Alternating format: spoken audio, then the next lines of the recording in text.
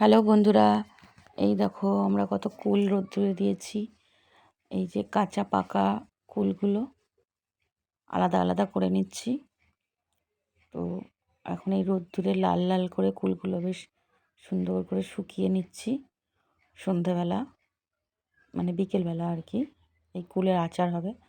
তো এই রোদ থাকাকালীন আমি এই কুলগুলো একটু ভালো করে বেছে ভালো খারাপ টারাপগুলো ফেলে টেলে দিয়ে সুন্দর করে কুলগুলো রোদ্দুরে দিয়ে ঠিকঠাক করে নিচ্ছি।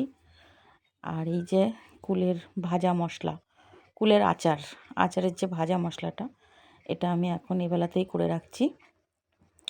তো শুকনো কড়াই গরম করে ওর মধ্যে 5টা শুকনো লঙ্কা দিয়ে দিলাম, আর সঙ্গে সাদা সর্ষে আর এই যে মৌরি, আর সঙ্গে দেবো রাঁধুনি, মৌরি, সর্ষে আর শুকনো লঙ্কা শুকনো খোলায় বেশ লাল লাল করে ভেজে নেব। লাল লাল করে ভেজে নেব, মশলাটা বেশ মচমচে হয়ে যাবে। অনেকক্ষণ ধরে নাড়াচাড়া দিয়ে শুকনো খোলায় আর কি, শুকনো কড়াই যেটা বলে শুকনো খোলায়, আমরা বলি শুকনো খোলায়।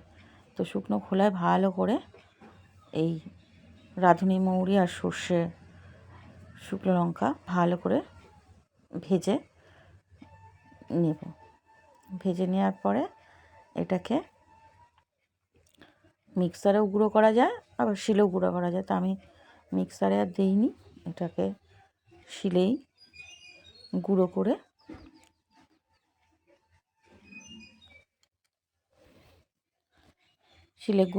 এটাকে ভালো করে কাগজের মধ্যে মুড়ে রাখতে হবে যাতে গন্ধটা না বেরিয়ে যায়। তো আমি কুলটা আর এই মশলাটা এবেলায় রেডি করে রেখে দিচ্ছি। তো আমার মশলা ভাজা কমপ্লিট হয়ে গেছে, দেখতেই পাচ্ছ বেশ লাল লাল হয়ে গেছে ভাজাটা। এবার আমি শিলনোড়াতে মশলাটাকে পেস্ট করে রেখে দেবো, গুঁড়ো করে আর কি, গুঁড়ো করে ভালো করে কাগজে মুড়ে রেখে দেবো। তো এই দুটো কাজ আমি এবেলাতেই করে রেখে দিলাম। এবার আসছি বিকেলবেলায়, কুলগুলো ছাদ থেকে নামিয়ে নিয়ে এসেছি। নামিয়ে নিয়ে এসে বালতিতে জল নিয়ে কুলগুলোকে বেশ সুন্দর করে ধুয়ে নেব, কারণ গায়ে যা ধুলো ময়লা পড়েছে, কদিন ধরে কুলগুলো ছাদে পড়েছিল, প্রচুর ধুলো ময়লা জমেছে। কুলের বোটাগুলো ছাড়িয়ে আর ভালো করে ধুয়ে এবার কুলগুলোকে ফাটিয়ে নিতে হবে। বেশ কুলের কালারগুলো খুব সুন্দর হয়ে গেছে, শুকিয়ে একদম খুব সুন্দর লাগছে দেখতে রঙগুলো। তো এইগুলো ভালো করে ধুয়ে কুলের বোটাগুলো ছাড়িয়ে দেখে নিতে হবে পরিষ্কার করে। কিছু কিছু কুলের মধ্যে আবার পোকামাকড়ও থাকে, তো ওইগুলো অনেকক্ষণ ধরে দেখে শুনে ভালো করে বেছে কুটে রাখতে হবে। তো এবার আমরা এটা ধোয়া হয়ে গেলে কুলগুলো ভালো করে বোটা ছাড়িয়ে কুলগুলোকে ফাটিয়ে নেব। ফাটিয়ে নিয়ে এবারে আচার বানানো হবে। আচারটা বানানো হবে উনুনেই আচারটা বানানো হবে, কাঠের জালে বেশ বড় কড়াইয়ে করে আচারটা বানাবো আমরা। গ্যাসে আর বানালাম না, কাঠের জালাই বানাচ্ছি। আর চারিদিকে যা গ্যাসের পরিস্থিতি, বেশি গ্যাস অপচয় করা যাবে না, খুব বুঝে শুনে চলতে হবে। তো এখন বিকেলবেলা প্রায় সন্ধে হয়ে আসছে, আর আমাদের বাইরে তো রান্নাঘর নেই, এমনি একটা উনুন কাঠের করা রয়েছে। মাঝে মাঝে মনে হলে এইখানে, সব সময় তো করি না, মাঝে মাঝে করি। তাই কুলের আচারটা ভাবলাম এখানেই করা হোক, অনেক কাঠ রয়েছে। তো কড়াই বসিয়ে দেওয়া হয়েছে, আর কড়াইয়ের তেল আর ফোড়নে দেওয়া হয়েছে শুকনো লঙ্কা আর মৌরি দেওয়া হয়েছে ফোড়নে দিয়ে। এবারে তেলটা গরম হয়ে গেলে, আর এদিকে চলছে কুল ফাটানো।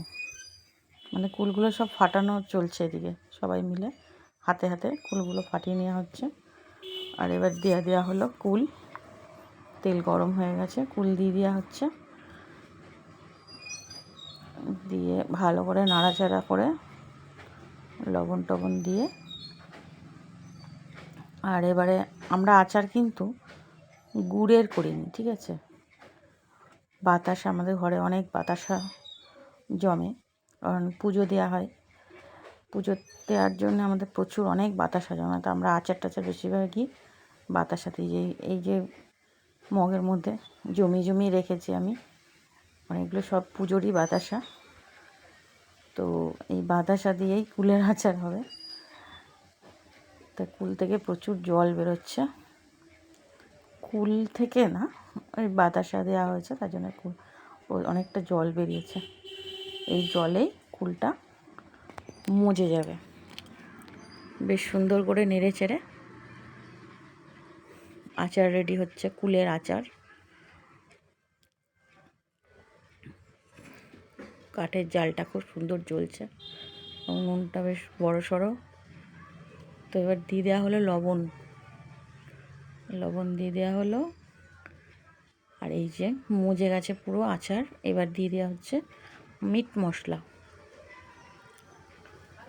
অনেকক্ষণ ধরেই বেশ চলছে কুলের আচার বানানো। কুলের আচার তৈরি করতে করতে প্রায় সন্ধে নেমে গেছে। আর এই যে আচার রেডি হয়ে গেছে, এবারে আমরা দিয়ে দিলাম ভাজা মশলা। যেই ভাজা মশলাটা ওবেলাতে আমি করে রেখেছিলাম, তো সেটা দিয়ে এবার নামানোর পালা। সন্ধ্যা হয়ে গেছে পুরো, একদম আচারটা বানাতে পুরোই সন্ধ্যা হয়ে গেছে। তো একটু লাইট জেলে নিয়ে কড়াইতে ধরেছি, নাহলে আর দেখা যাবে না। এবারে আমাদের আচার কমপ্লিট হয়ে গেছে, আমরা নাবিয়ে ফেলবো। আর এবার চেক করা হবে।